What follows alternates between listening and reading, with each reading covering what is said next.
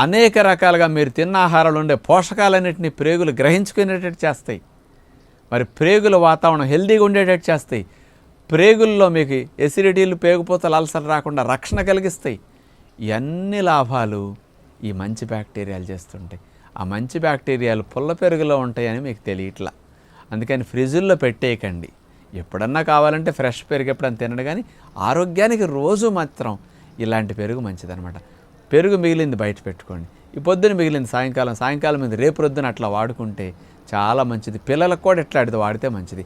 అంత పుల్ల పెరుగు రోజు వాడుకుంటే మాత్రం ఏమీ నష్టం రాదు. అన్ని లాభాలు మీకు. ఇంకా అంటే రక్షణ వ్యవస్థను పెంచడానికి, ప్రేగుల్లో హెల్దీ వాతావరణాన్ని తయారు చేయడానికి బాగా మంచిదన్నమాట ఇది.